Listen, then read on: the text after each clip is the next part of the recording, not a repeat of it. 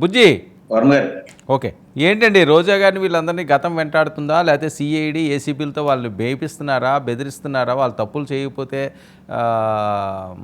గతంలో ఏవైతే వాళ్ళు మాట్లాడారో అవన్నీ కూడా ఒక కక్ష సాధింపు చర్యగా తీసుకుని వాళ్ళని ఏదో ఇరికించాలని చూస్తున్నారన్నది వైసీపీ నాయకులు. ఎన్ని మీరు చేసినా ఎవ్వడో భయపడేది లేదు అని. ఓకే అండి.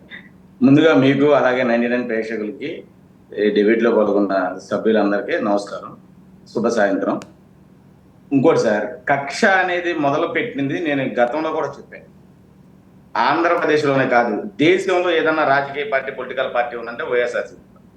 వాళ్ళకి చేయని వాళ్ళని ఎంత దుర్మార్గం చేశారో. ఇదే రోజా గారు మాట్లాడుతున్నారు కదండి, ఇదే రోజా గారు ఆడుదాం ఆంధ్రాలో అవినీతి అనేది ఆడుదాం ఆంధ్రాలో 100కి 100% జరిగింది. 99% కాదు. ఇప్పుడు సిబిఐ ఎంక్వైరీ చేస్తే అది 100% అవినీతి జరిగింది, అవన్నీ బయటకు వస్తాయి. అలాగే ఈయన వైసీపీ నుంచి వచ్చిన ఆయన మాట్లాడుతూ అసలు మేమందరం వైసీపీ నాయకులందరూ పత్తితులు, వైసీపీ నాయకులందరూ అవినీతి ఏమి చేయలేదు, ఓన్లీ కక్ష సాధింపులే సాధిస్తున్నారు అనేది మాట్లాడతాం. అది అవాస్తవం. ఎందుకనంటే 100% కక్ష సాధింపులు అనేది మొదలు పెట్టింది వైఎస్ఆర్సీపీ పార్టీ.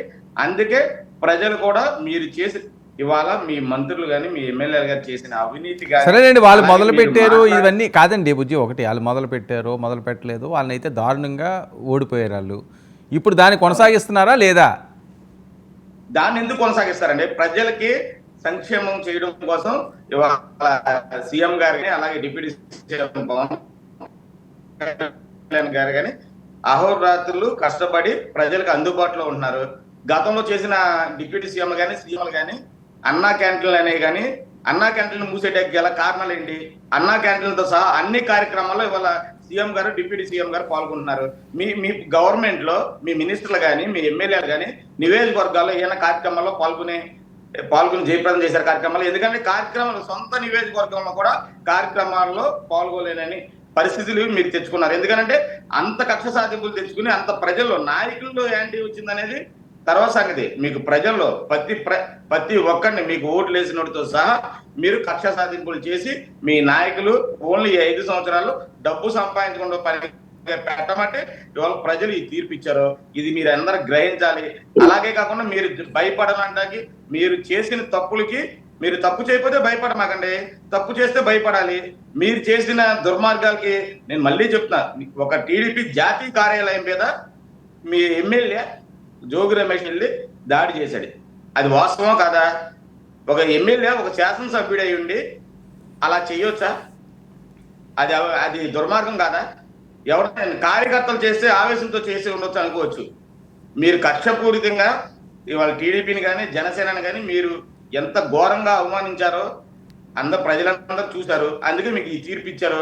మీ ఉన్న అవినీతి చేసిన మీ మినిస్టర్లు, అలాగే మీ మాజీ కదండి, మీ పార్టీ అధ్యక్షుడు, ప్రతిపక్ష హోదా లేని మీ పార్టీ అధ్యక్షుడు జగన్మోహన్ రెడ్డి గారితో సహా అందరూ 100% జైలుకి వెళ్ళే పరిస్థితి వస్తుంది. ఎందుకంటే మీరు అవినీతి చేశారంటాకి 100కి 100% మీ గవర్నమెంట్ అవినీతి చేసింది.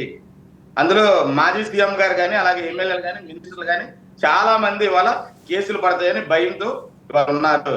కొంతమంది అయితే నియోజకవర్గాల్లో పారిపోయి బతుకుతున్నారు. అది వాస్తవం కాదనేది మీరు చెప్పండి. మీరు స్థానిక నియోజకవర్గాల్లో పోటీ చేసి అక్కడ ఓడిపోయిన ఎమ్మెల్యేలు మీరు సుమారు 164 మంది ఎమ్మెల్యేలు ఓడిపోతే కనీసం ఒక 15 మంది 20 మంది తప్ప నియోజకవర్గాల్లో కనవ వాళ్ళందరూ హైదరాబాద్, బెంగళూరు, ఢిల్లీ ఇలా పారిపోయి బతకాల్సి వచ్చిన పరిస్థితి ఇవాళ ఏ రాష్ట్రంలో లేదు, మన ఆంధ్రప్రదేశ్లో ఉంది. ఎందుకంటే మీరు గతంలో చేసిన అవినీతి కానీ గతంలో ప్రజల్ని, నాయకులు కార్యకర్తల కన్నా ప్రజల్ని, సామాన్యమైన ప్రజల్ని చాలా దారుణంగా హింసించి ఇసికించారు. కాబట్టి మీరు ఇవాళ ఈ తీర్పు ఇవ్వడం జరిగింది. అలాగే మీరు ఇవాళ స్థానిక శాసనసభ్యులు, మాజీ శాసనసభ్యులు అయిన వైసీపీ పార్టీ వాళ్ళు ఎవరు ఇవాళ నియోజకవర్గాల్లో ఉండకుండా పారిపోవడం జరిగింది. 100% వాస్తవం కాదు. ఆయన మనస్సాక్షిని అడగాలి. ఓకే, ఈ పిఠాపురం పంచాయతీ ఏంటండి బుజ్జి? సార్ ఒకటే సార్, పార్టీ అధిష్టానం అనేది ఒకటి ఉంటుంది. ఇప్పుడు ఆ దొరబాబు గారి వల్ల అక్కడ ఉపయోగం ఉంది అనుకుంటే పవన్ కళ్యాణ్ గారు కానీ చంద్రబాబు నాయుడు గారు కానీ 100కి 100% వర్మ గారి పర్మిషన్ లేకుండానో లేకపోతే వర్మ గారు వీళ్ళందరూ కూర్చోకుండానో ఏ తొందరపాటు నిర్ణయం తీసుకోరు. అది 100% వాస్తవం. జరిగేది. ఈ లోపే వైసీపీ వాళ్ళు ఇదంతా హడావిడి చేసి వీళ్ళ పార్టీలో ఎవరు ఉండరు సార్. మాజీ డిప్యూటీ సీఎం మాలనాని గారు సహా, రోసయ్య గారు, వీళ్ళు మొత్తం అందరూ ఈ పార్టీకి రాజీనామా చేస్తున్నారు. ఎందుకంటే మనం తప్పు చేసాం, దానికి పశ్చాత్తాపంగా మనం ఇప్పుడు రాజకీయాలకు దూరం అయిపోయి ఆలనాని గారు ఏ పార్టీలో జాయిన్ అవ్వరు నాకు తెలిసి. రాజకీయ సన్యాసం కూడా చేయడానికి ఇవాళ వైఎస్ జగన్మోహన్ రెడ్డి గారే కారకులు. కొంతమంది రాజకీయంగా భూస్థాపితం అయిపోతాయి కారకులు వైఎస్ జగన్మోహన్ రెడ్డి గారే. ఎందుకంటే ఇవాళ మనం ఏం చెప్తే అది, ఇవాళ పవన్ కళ్యాణ్ గారిని తిట్టాలి. పవన్ కళ్యాణ్ గారిని తిట్టాలంటే ఈయన అంబటి రాంబాబు గారు, పేరు నాని గారు ఇలాంటి వాళ్ళని తీసుకొచ్చి సేమ్ సామాజిక వర్గాన్ని పవన్ కళ్యాణ్ గారిని తిట్టించడం, తిట్టిన వాళ్ళకి మినిస్టర్లు ఇవ్వడం, తిట్టకపోతే మినిస్టర్ లేదు. ఇలాంటి పరిస్థితుల్లో ఇవాళ అందరూ మనం అంతా తప్పు చేసాం. వాళ్ళు ఏ అవినీతి లేకపోయినా పవన్ కళ్యాణ్ గారు కానీ, చంద్రబాబు నాయుడు గారు కానీ, లోకేష్ గారు కానీ చాలా ఇబ్బందులకి గురి చేశాం. కాబట్టి ప్రజలు మనకి ఈ తీర్పు ఇచ్చారని పశ్చాత్తాపంతో ఓకే చిన్నప్పరెడ్డి గారు, కాంగ్రెస్ పార్టీ నుంచి రిజైన్ చేసి బయటికి వెళ్ళి నిర్ణయించుకున్నారు. ఓకే చిన్నప్పరెడ్డి గారు, ఆవిడ మాట్లాడితే చంద్రబాబు నాయుడు గారి గురించి ఇది జనసేన, బీజేపీ, టీడీపీ నేతలు వ్యాఖ్యానించిన అంశాలు.